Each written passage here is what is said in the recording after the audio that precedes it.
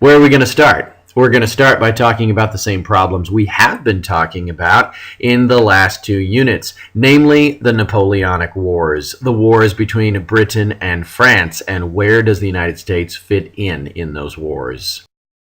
Take a look at the election of 1808. We are talking about James Madison, the father of the Constitution, the Democratic Republican. He's on the side of Thomas Jefferson, author of the Bill of Rights. He's a small government kind of guy. He is the co-author of the Virginia and Kentucky resolutions. And then you also see DeWitt Clinton, current governor of New York, running on the Federalist side. He's a big government kind of guy. He is somebody that believes in federal supremacy over state supremacy. Take a look at the voting pattern. Who is voting where? What do you see? Give you a minute to think about it. Not too hard to think about, really. Not too hard to conclude. The North votes Federalist. The South is voting Democratic Republican. This is a voting pattern that is going to hold true for quite a while leading up to the Civil War. So here he is. Get to know him, James Madison. You know him as the father of the Constitution, the chief contributor. The words of the Constitution are primarily his. He's also the co-author of the Virginia and Kentucky resolution. So he is a believer in the compact theory of government, the theory that state supremacy trumps federal supremacy, that a state has the power to declare federal prerogative unconstitutional.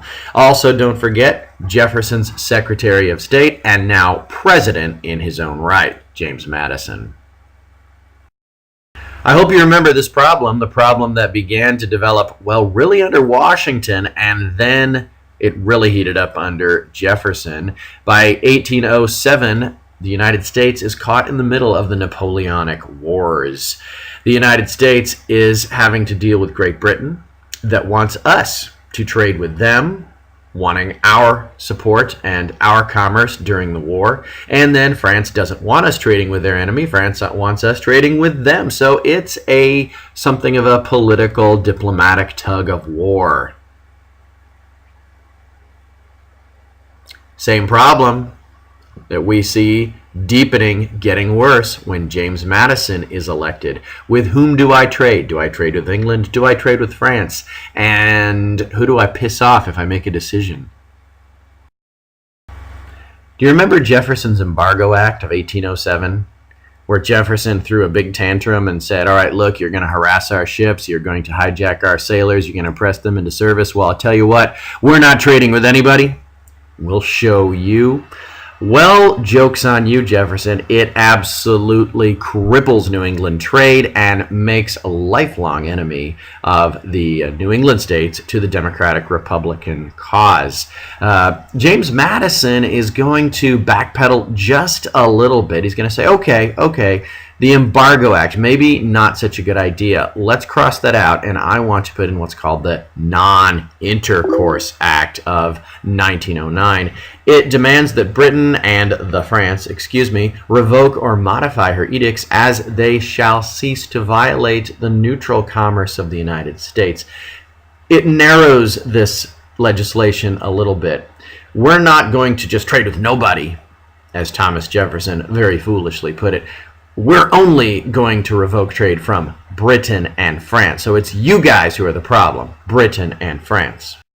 A little bit later, seeing that this is not working, Congress says, let's revoke this. Let's not talk about non-intercourse acts anymore. Let's now put in what's called Macon's Bill number 2 1 year later. Now, this is an interesting move. It holds out an olive branch to whoever's going to take it first. If either France or Great Britain normalizes trade with the United States, in other words, whichever party behaves better first, then the U.S. will simply employ the Non-Intercourse Act against the other power. Now, this is a pretty shrewd move because whoever agrees to normalize trade with the U.S. first will get the benefits of U.S. commerce. Napoleon of France hears this, very interested. So eager to resume normal trade with France, Madison says, okay, that's fine. So who's happy? Okay, France is made very happy by this because she gets to participate in American commerce, American raw materials. This is good. England, how does England feel? No, not so good. England is particularly mad. England perhaps wasn't the party you wanted to make mad. I'm not sure if Madison really thought this through, but he had to have known that we still have problems with Great Britain. Problem number one, they have never, not since they put the ink on the Treaty of Paris 1783, they have never fully evacuated the Northwest Territory. There are British forts still being kept and maintained up there on what is actually American soil now. Problem number two is that the British are maintaining friendly relations with the Indians, and the suspicion is that they are arming the Indians on the frontier and inciting them to attack American settlements. So, to recap, the British are still impressing American sailors into His Majesty's service. The American sailors are not happy about having to serve under the British flag. They still will not respect American neutrality rights on the high seas. They are not going to leave American ships and commerce alone.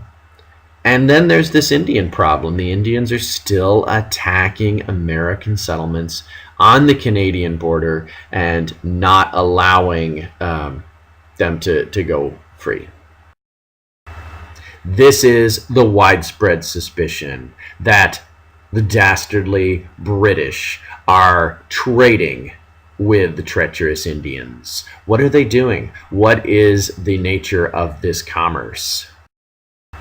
The belief is that British guns are being traded for bloody American scalps. That's right. The British are inciting the Indians to go out into American settlements and attack them.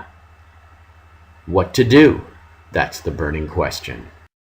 Look at this political cartoon. You can see the British standing to the left and the Indians standing to the right, and the poor American soldiers lying on the floor getting scalped.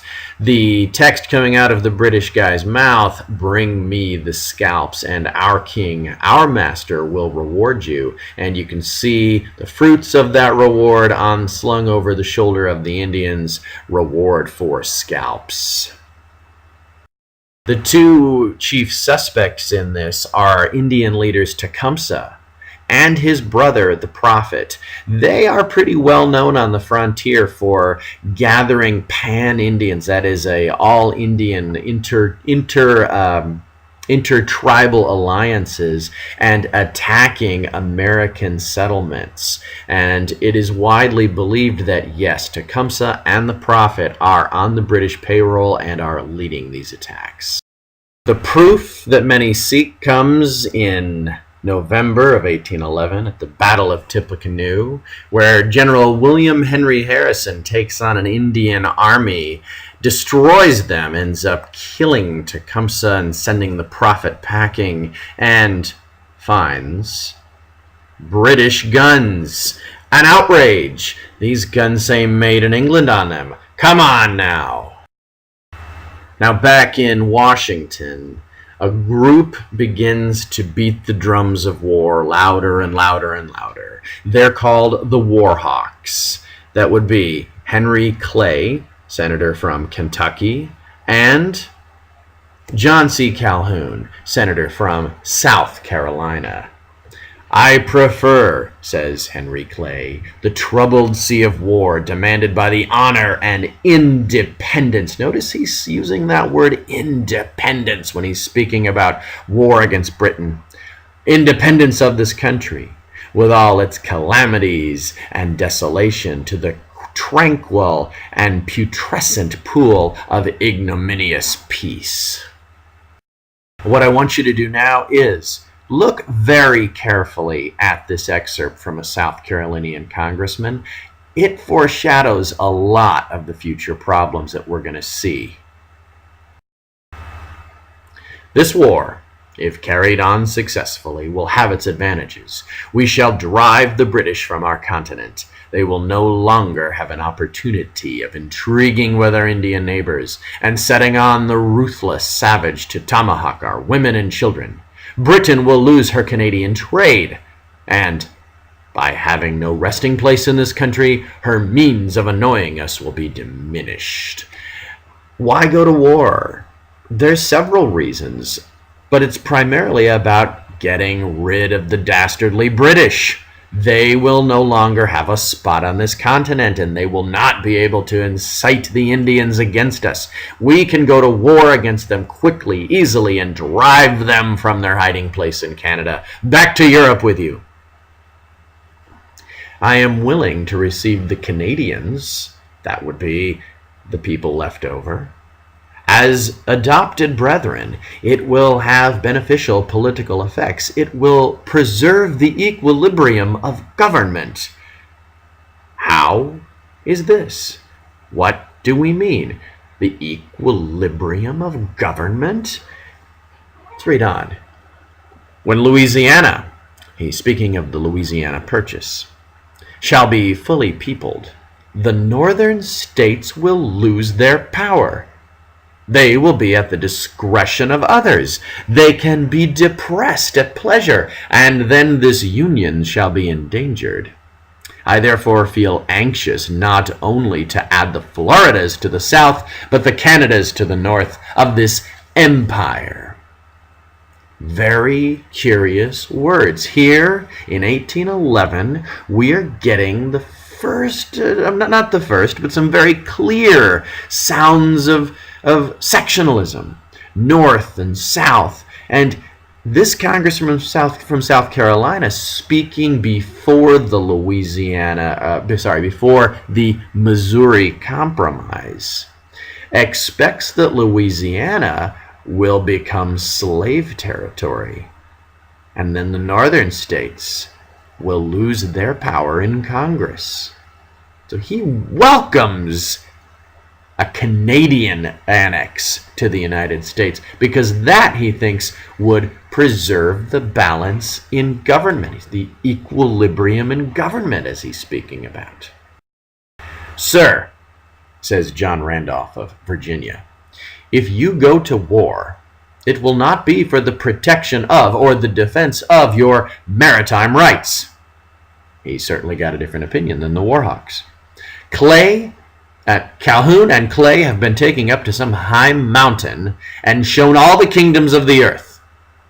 Obviously, this is a biblical allusion. The devil takes people up to the mountain and shows them all the kingdoms of the earth.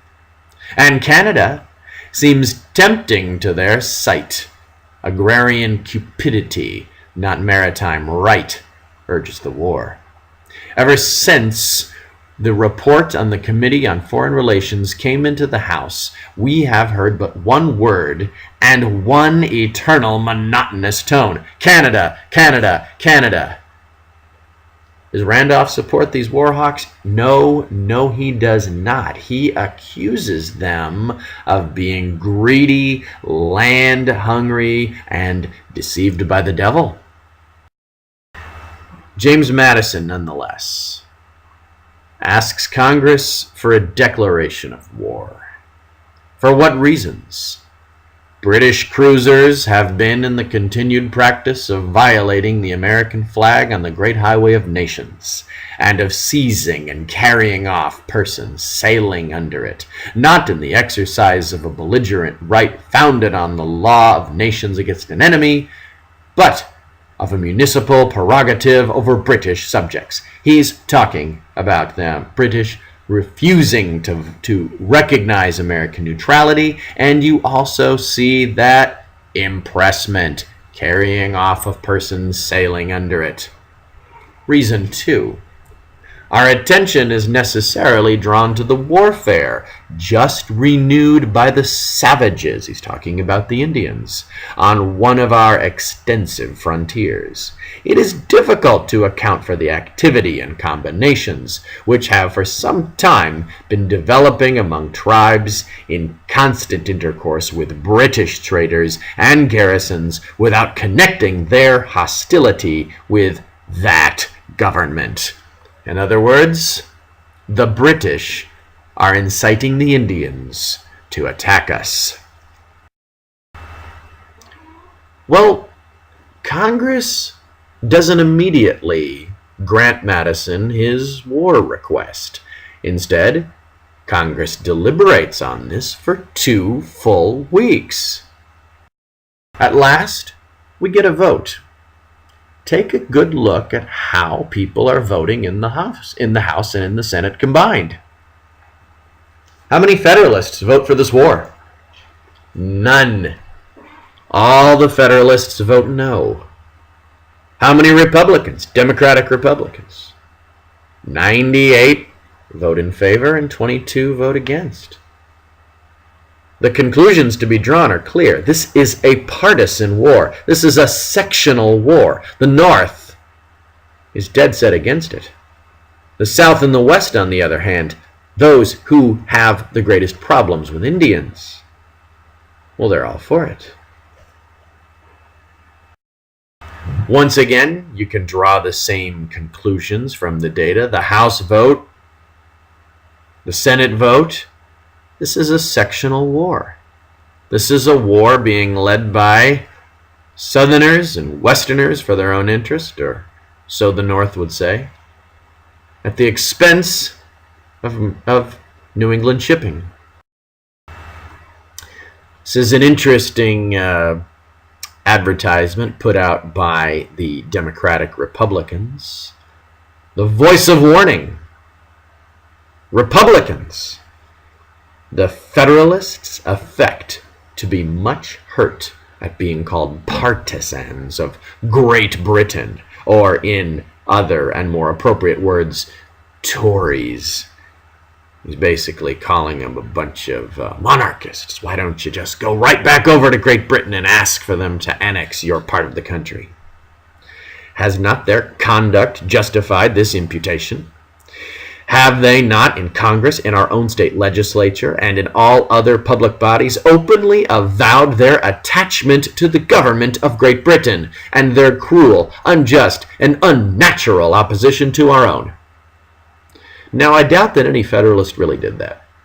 I doubt that any Federalist in either state government or in national government ever stood up and said, you know, why don't we just give it back to England? I'm not sure that's true, but this is political rhetoric. This is political banter. An old maxim says, by the company which a man keeps, he shall be known. Where is there an old Tory of last war, an Englishman or a Scotch royalist who is now opposed to America in favor of England, and a rank Federalist? The Federalists, for good reason, call this Mr. Madison's war. It sure as hell isn't our war. It's a war led by that damned Virginia dynasty. It's a war led by those Southerners, those slave interests, the agricultural interests. It's sure not ours. So let's stop and take inventory. Let's look at both sides. How prepared is the United States versus Great Britain? Well, Great Britain has the largest standing army in Canada, bigger than anyone else on the continent. Britain has the largest navy in the world, 8,000, no, that's not a typo, 8,000 warships. Britain also has a united population. Nobody's interested in securing American rights on the high seas. What about the U.S.? Thank you, Thomas Jefferson. We have no standing army. We have citizen soldiers, state militias. We're expecting the states to properly supply and equip whatever army we can put together. 8 warships. What? 8. Yes, that's right, 8. Remember, Thomas Jefferson was very suspicious of armies, and he was very suspicious of navies, and he wouldn't have one. So we're going to have 8 warships. That's right, 8 and 8,000. And we don't have a united population, as we have seen. The Federalists are 100% against this war, and the Republicans are, for the most part, the Federalists are 100% against this war, and the Republicans are mostly for it.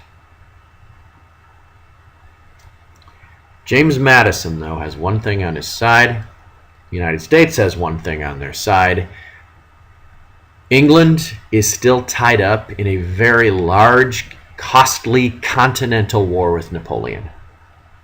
James Madison and the Democratic Republicans believe that if they can strike fast and quickly, they can win a war on the American continent before England has the opportunity to pull itself together and fight. Thomas Jefferson voices the same confidence. The conquest of Canada, he says, will be a mere matter of marching. Why are they so confident? They believe that they can do this. They believe that England's resources are tied up in Europe, and they won't have the desire to defend their Canadian possessions. Very quickly, I'll go through these.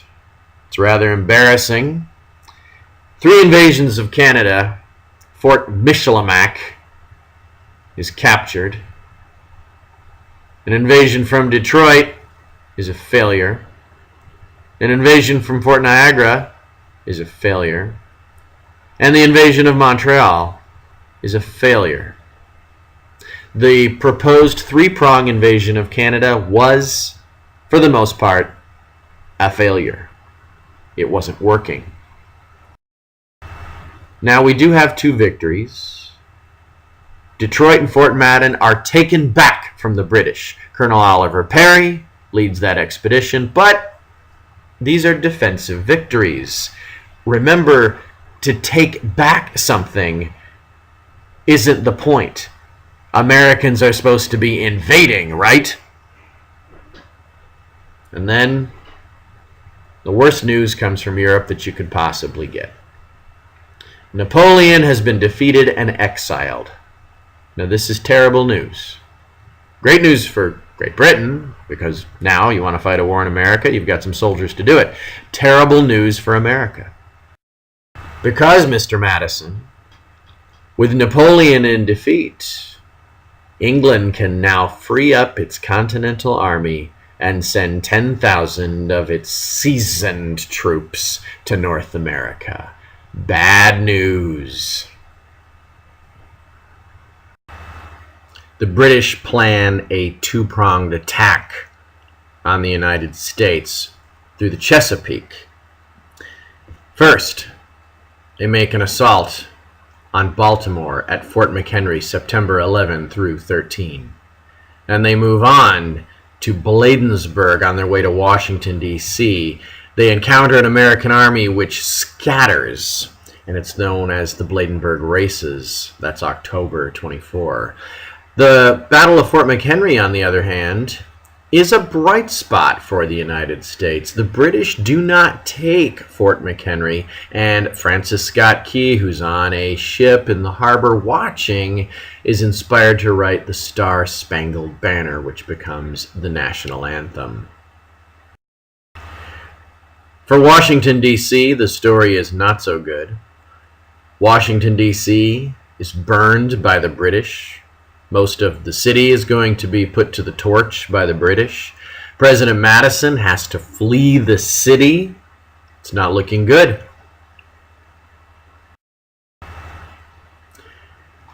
And up north, those Federalists, those cranky Federalists who never wanted to support this war, they're going to make some trouble for the United States and for themselves, as we are going to see.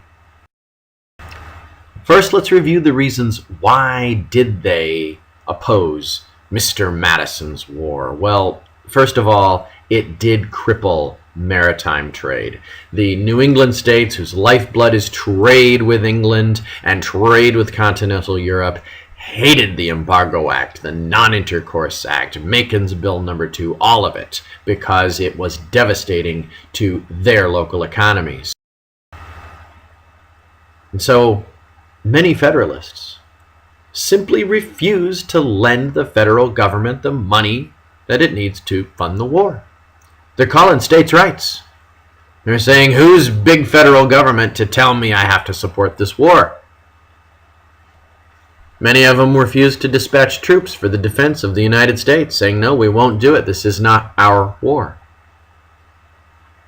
And then, it is said, many of them openly aid the British by standing on the shores or in lighthouses and waving a blue light in order to communicate naval movements and troop movements and things like that to the British. They're known as blue light Federalists. Now, to what extent this is true is still a little bit of speculation. Historians have not been able to dig up too much evidence that these so-called blue light Federalists really did a whole lot to openly aid the British, but nevertheless, the story stuck. And then, it's December 1814. You have Massachusetts, Connecticut, Vermont, Rhode Island, and New Hampshire. They send their delegates to Hartford, Connecticut to discuss this problem. It's called the Hartford Convention. And this is what they write.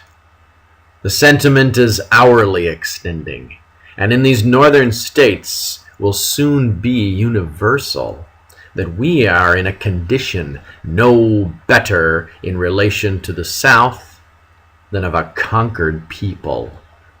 We have been compelled, without the least necessity or occasion, to renounce our habits, occupations, means of happiness and subsistence. We are plunged into a war without a sense of enmity or a perception of sufficient provocation, and obliged to fight the battles of a cabal which, under sickening affectation of republican equality, aims at trampling into the dust the weight, influence, and power of commerce and her dependence. The Hartford Convention demands money. They want restitution for the trade and commerce that they lost while at war.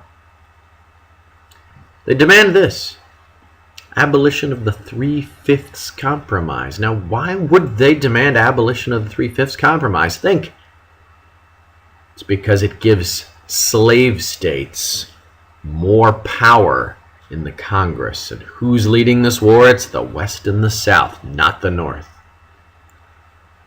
They demand an amendment requiring a 2/3 vote to declare war or to admit new states. Why do they want this? Well, first of all, the declaring war part is obvious. They don't want to be dragged into war without 2/3 approval. But admitting new states, well, where will these states come from? They're going to come from the Louisiana Territory. And right now, we do not have a Missouri Compromise telling us that north of the 3630 line of parallel, we can't have slavery. That whole section is supposedly open to slavery.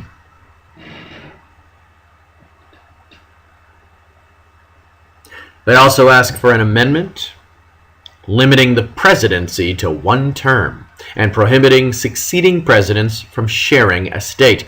Why? This is to stop that Virginia dynasty that they believe has been running things since the earliest days of the Republic. We've had John Adams in there. Let's have the good old days back. Ever since then, it's been one Republican from Virginia after another. And what are we going to do if our demands are not met? If this war continues to bleed us dry? Well, tell you what, we just may take our toys and go. That's right. make note. One of the first semi-serious secessionist movements happens in the North. And it happens for very much the same reasons why the South will threaten this and carry it through in 1861. It's primarily economic. And everybody calls states' rights when they don't like what the federal government is doing. But the primary reason is economic. Here you can see the cartoon. Got your Federalists ready to leap off the cliff, right back into the King of England's arms. How dare they? The war ends. Not so well for the United States. The last battle of the war, the last real confrontation of the war, is when the British make an attempt to invade New Orleans by sea. The idea is to cut off the Mississippi River and take it out of American hands. Now, General Andrew Jackson is the one who's going to pull together the troops, head down there, and defend New Orleans with whatever means he can find at his disposal. And so, at the famous Battle of New Orleans, which took place at the mouth of the Mississippi, facing the Gulf of Mexico, General Andrew Jackson of Tennessee leads a motley cargo of assorted soldiers against a British invasion, and he succeeds. Now, he pulls together regulars, he pulls together militia, he pulls together free blacks, and even some slaves and pirates and anybody else who's willing to fight for the integrity of the United States. And he wins. And it's big news back up north, and it's big news back up east. And guess what? Those Federalists who wanted to jump out of the United States look like a bunch of fools. Well, guess what? It's all a big irony. It's all for naught. Because 2 weeks earlier, 2 weeks before, the British and the Americans had signed a peace treaty called the Treaty of Ghent, the Treaty of Gaunt, in Belgium.